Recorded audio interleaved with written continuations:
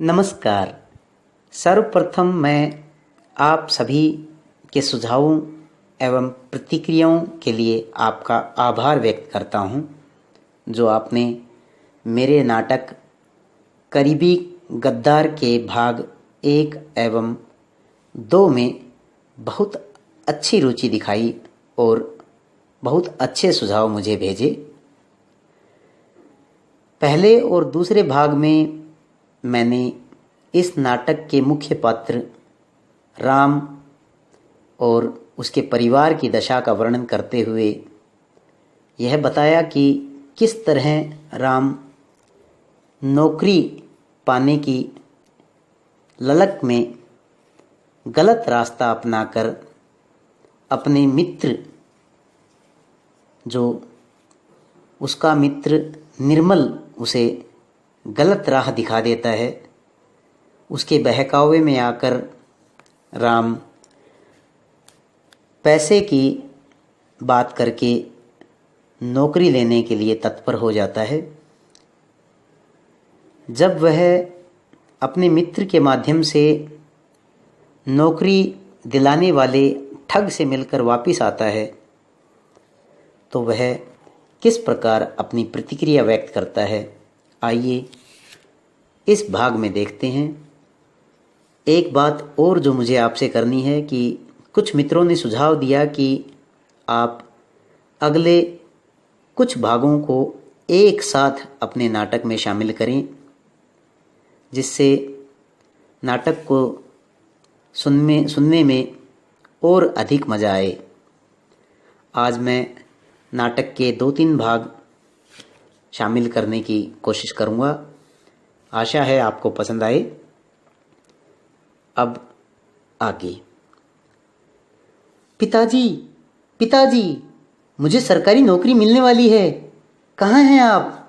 सारी बात हो चुकी है, बाहर आइए। अच्छा राम, बहुत खुशी की बात है बेटा। कौन सी नौकरी है? पिताजी, मैनेजर की नौकरी है। मुझे रेलवे में मैनेजर की नौकरी मिलने वाली है पिताजी। वाह मेरे बेटे, मुझे अपने लाल पर गर्व है। आज तुमने अपनी माँ का सिर ऊंचा कर दिया। वाह, मुझे गर्व है बेटे, मुझे गर्व है। भैया, भैया, सबसे ज़्यादा खुशी तो मुझे है।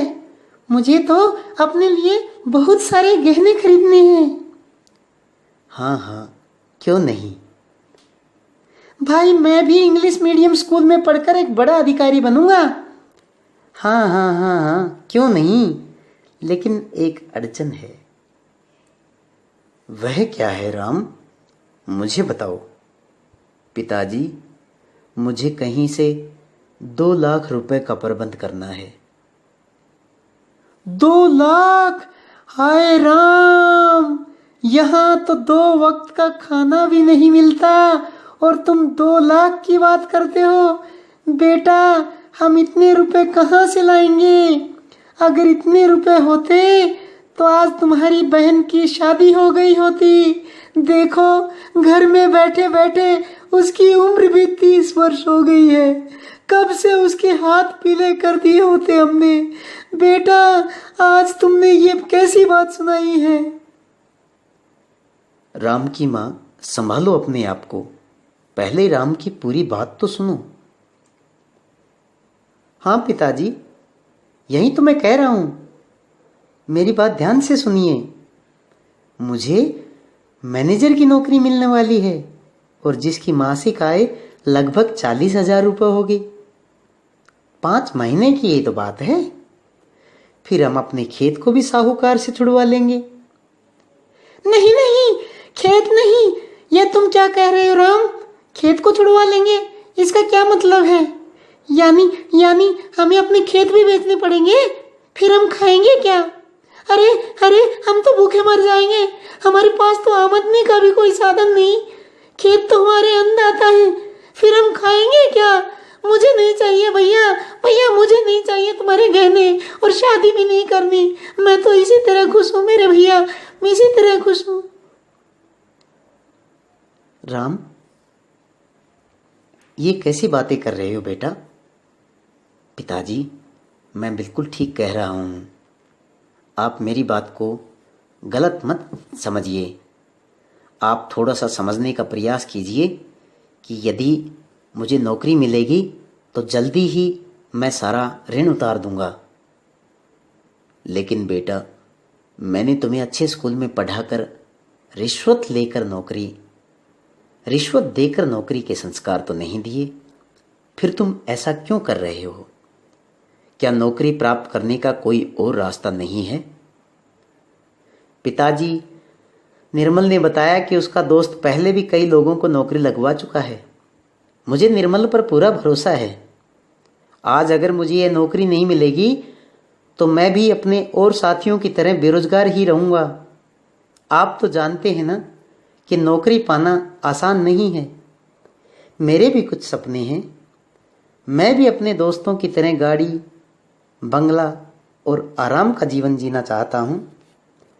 मैं भी चाहता हूँ कि मेरे परिवार के सब लोग खुशियों के साथ मेरे साथ रहें। सिर्फ 4-5 महीने की ही तो बात है पिताजी। मुझ पर कोई भरोसा क्यों नहीं करता? मेरा दोस्त निर्मल ठीक कहता है कि आप लोग मेरी मदद नहीं करेंगे मेरी मदद पिताजी, नहीं करेंगे। शांत हो जाओ बेटे। मेरे बेटे, मैंने अपना सारा जीवन और जीवन की पूंजी सिर्फ तुम्हें कामयाब बनाने में लगाई है।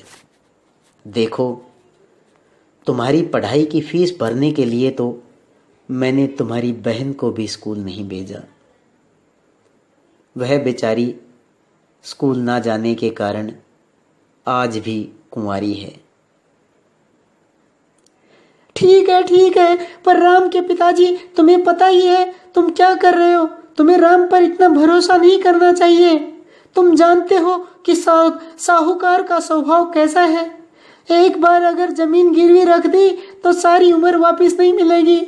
मैं तुम्हें ऐसा बिल्कुल नहीं करने दूंगी, बिल्कुल नहीं करने दूंगी, बिल्कुल नहीं करने दूंगी। देखो, राम इस घर का बड़ा बेटा है।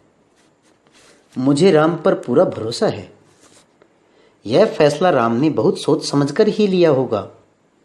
राम, आओ साहूकार के पास चलते हैं। मैं बात करूंगा। रुको, एक बार मेरी बात सुनो। राम के पिताजी, मेरी बात सुनो, मेरी बात सुनो, मेरी बात सुनो। राम की माँ जोर जोर से चिल्लाते हुए उन दोनों का पीछा करती है, लेकिन राम और उसके पिताजी घर से निकल जाते हैं। घर से निकलने के बाद जब वो लोग साहूकार के घर पहुंचते हैं तो साहूकार के घर का दृश्य। नमस्कार साहब, कैसे हैं आप? अरे आओ आओ छोटे लाल भाई, जब से बच्चे बड़े हुए हैं हमें तो भूल ही गए हो। बरसों हो गए तुम्हें देखे, लेकिन आज तक तुमने कोई कर्ज नहीं लिया। ऐसी कोई बात नहीं साहब, कभी जरूरत ही नहीं पड़ी। अच्छा बताओ, आज कैसे आना हुआ? बैठो। बात ही कुछ ऐसी है। मुझे अचानक 2 लाख रुपए की जरूरत पड़ गई। मेरे पास इतनी ज़्यादा रकम नहीं है, इसलिए सोचा आपके पास मदद ले लूं। हाँ हाँ, क्यों नहीं भाई। तुम्हारे लिए तो मेरे घर के दरवाजे सदा के लिए खुले हुए हैं। मैंने जीवन भर तुम पर भरोसा किया है, और फिर तुम्हारी ईमानदारी की मिसाल तो पूरा गांव देता है। लेकिन तुम तो जानते हो, मुझे भी इसके लिए कई हिसाब किताब रखने पड़ते हैं। हाँ, यदि तुम अपनी जमीन गिरवी रख दो तो मैं शायद तुम्हें रुपए दे पाऊं। ठीक कहते हो साहब, यह कोई छोटी रकम नहीं है। इसलिए मैं अपने साथ अपने 1 एकड़ जमीन के कागजात भी लेकर आया हूं। आप यह जमीन गिरवी रख लीजिए, मैं जल्दी ही आपको राशि लौटाकर इसे छुड़वा लूँगा, यह मेरा वादा है। अगर मैं समय पर पैसे नहीं दे पाया तो समझिए यह ज़मीन आपकी। तुम तो मुझे शर्मिंदा कर रहे हो। आखिर हमारा सालों का रिश्ता है। और घमंडी लाल अपनी तिजोरी से उसे 2 लाख रुपए दे देता है। राम और उसके पिताजी खुशी खुशी रुपए लेकर अपने घर लौट आते हैं। अगले ही दिन सुबह निर्मल राम के घर पर आता है। राम, यह बताओ कि पैसे का बंदोबस्त हुआ या नहीं? सुखी ने बताया कि उसे आज ही सारे पैसे एक बड़े अधिकारी को देने जाना है। वह आज ही तुम्हारा नियुक्ति पत्र भी ले आएगा। तुम तो जानते हो ना कि यह कितना मुश्किल कार्य है। सचमुच? तुम सच कह रहे हो निर्मल? क्या क्या वह आज ही नियुक्ति पत्र ले आएगा? हाँ हाँ राम, उसने बताया कि कल तुम पर्वत नगर रेलवे स्टेशन पर मैनेजर बन जाओगे। परंतु निर्मल, उसके लिए तो विज्ञापन, टेस्ट और कोई मेरिट भी तो होती है ना? ऐसा कैसे? अरे राम, तुम उसकी चिंता मत करो। सुखी ने सारा प्रबंध कर दिया है। और आखिर फॉर्म भरने में देर ही कितना लगता है? बस तुम्हारे कागजात ही तो चाहिए। अच्छा हाँ, मुझे याद आया, तुम मुझे सारे अपने मूल दस्तावेजों की एक कॉपी दे देना। दोस्त, अब तुम्हारे दिन बदलने वाले हैं। जल्दी ही तुम मैनेजर बन जाओगे। मैनेजर से मुलाकात होगी। अरे भाई, कभी हमें भी अपनी गाड़ी की सवारी करा देना। चलो ठीक है, मुझे देरी हो रही है। अब जल्दी से रुपए मुझे दे दो। अब देर नहीं होनी चाहिए।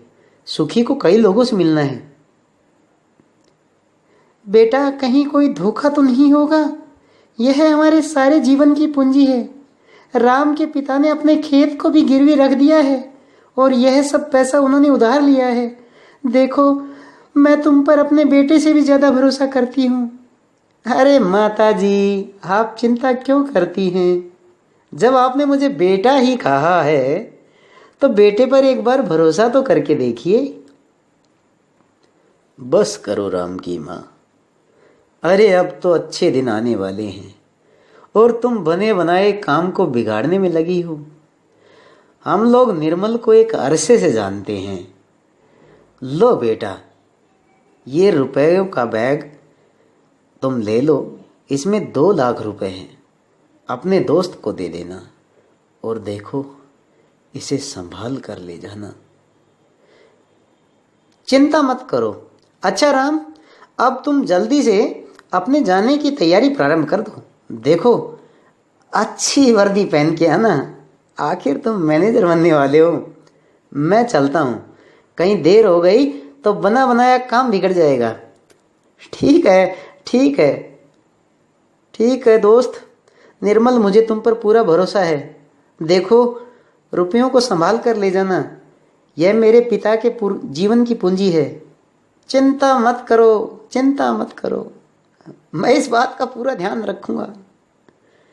निर्मल वहां से चला जाता है। शाम को निर्मल और सुखी दोनों मिलकर एक योजना बनाते हैं और एक फर्जी नियुक्ति पत्र तैयार करते हैं। फर्जी नियुक्ति पत्र लेकर निर्मल रात को ही राम के घर पहुंचता है। निर्मल को अपने घर की ओर आता देखकर राम का पूरा परिवार खुशी से फूल उठता है। और अब आगे, आओ मित्र निर्मल, आओ। मैं तो तुम्हारा ही इंतजार कर रहा था। बस स्टेशन पहुंचने के लिए गाड़ी का समय होने वाला है। निर्मल, तुम रात को ही आ गए? मैं तुम्हारे लिए नियुक्ति पत्र लाया हूं राम। अगर सब ठीक ठाक रहा तो तुम कल अपनी नौकरी ज्वाइन कर लेना। और हाँ, मिठाई लाना मत भूलना। राम के परिवार के सभी सदस्य खुशी से उछल पड़ते हैं और निर्मल को बधाइयां भी देते हैं। जब राम नियुक्ति पत्र लेकर अगली सुबह रेलवे के दफ्तर में पहुंचता है, तब वह अपने नियुक्ति पत्र को एक रेलवे के बड़े अधिकारी को सौंपकर उन्हें अपनी नौकरी पाने के लिए कहता है। गुड मॉर्निंग सर, मेरा नाम राम है। मुझे आपके कार्यालय में मैनेजर के पद की नियुक्ति मिली है। ये देखिए, यह रहा मेरा नियुक्ति पत्र। अरे, यह क्या?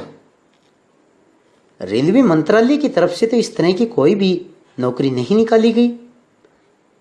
इस नौकरी का विज्ञापन कहाँ है और तुम्हें यह नियुक्ति पत्र मिला कहाँ से?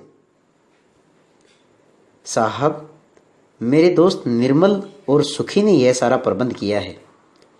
आप जरा इस नियुक्ति पत्र को ध्यान से तो देखिए। ये क्या? ये तो फर्जी है। इस पर तो कहीं भी रेलवे के किसी अधिकारी के हस्ताक्षर नहीं है। गार्ड, जल्दी अंदर आओ।